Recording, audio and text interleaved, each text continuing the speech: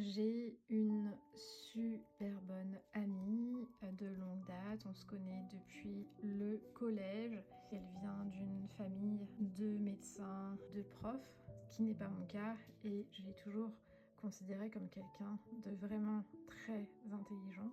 Ceci dit, moi je me considérais quand même toujours un peu inférieure, mais comme on avait une relation fusionnelle, eh bien ça a fonctionné pendant plusieurs années, jusqu'au jour où moi, en fait, il se passe quelque chose pour moi, je décide de faire une réorientation professionnelle.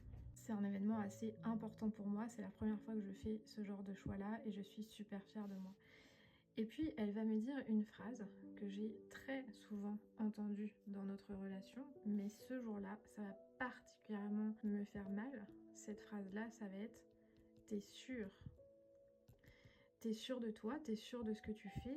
J'ai envie d'exploser, je commence à ruminer, mais comment ça? Elle me dit ça, mais ça fait mal, mais attends, elle se fout de ma gueule. Moi, j'ai fait une décision hyper importante dans ma vie, j'ai besoin de soutien. Et là encore, je n'en ai pas. Parce que qu'est-ce que j'entends derrière ce « t'es sûre » là? J'entends « tu ne vas pas y arriver. Tu es inférieur. » Et bien en dessous, il y a le « tu es une merde ».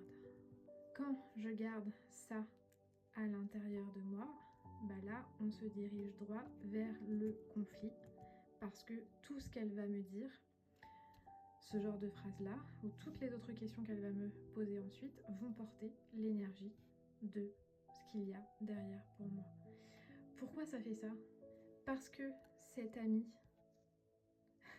ses cheveux sont de pire en pire. Qu'est-ce que je mettais derrière elle, inconsciemment, quand je la considérais au-dessus de moi, plus intelligente que moi? Eh bien, dans mon inconscient, c'est une forme d'autorité, de qui j'attends qu'elle remplisse mes besoins, puisque moi, ma propre autorité, c'est-à-dire ma mère dans l'enfance, ne m'a pas apporté ça comme j'aurais voulu. Et donc, je vais choisir des personnes, attends, je lui fais des beaux cheveux quand même, je vais choisir des personnes chez qui je vais toujours chercher cet amour et cette reconnaissance en vain en fait, et c'est pas pour rien que je l'ai choisi, parce que cette personne-là ne m'apportera jamais ce dont j'ai besoin, et donc je vais continuer de faire dérouler moi qui court après sa reconnaissance. Et pendant que notre relation se développait dans la vie, en fait moi ça m'occupait à développer des schémas d'adaptation pour avoir son amour, sauf que ce n'était pas moi.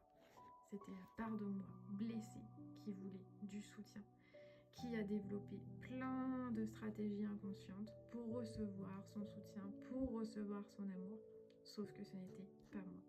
Et quand je fais un truc qui est moi, ça c'est moi, ma réorientation pro, pourquoi c'était important? Mais parce que ça c'était moi en fait.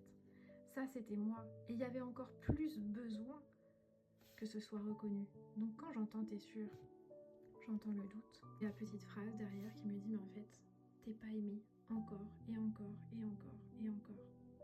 Comment sortir de ça? Par le corps.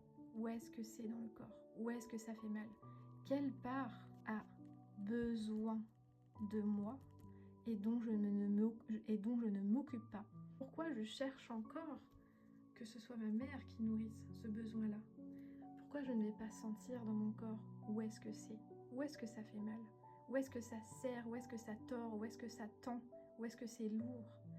Et de quoi cette douleur-là, cette sensation a besoin de s'autoriser à recevoir? Quand le corps comprend que vous êtes prêt à répondre à son besoin, eh bien là, il y a de l'espace qui se crée pour faire pause. Quand il y a un déclencheur, de l'espace se crée pour faire pause, pour sentir ce qui est en train de monter et pour apaiser ces petites voix.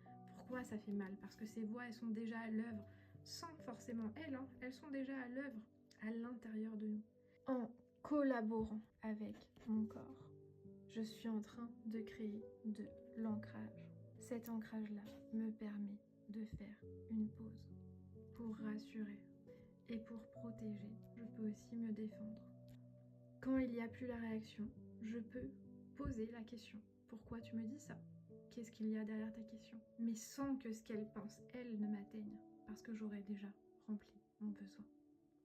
Voilà, dites-moi ce que vous en pensez. Si ce schéma-là vous parle, c'est beaucoup plus brouillon que d'habitude, mais n'hésitez pas à me faire des suggestions dans les commentaires. À très bientôt.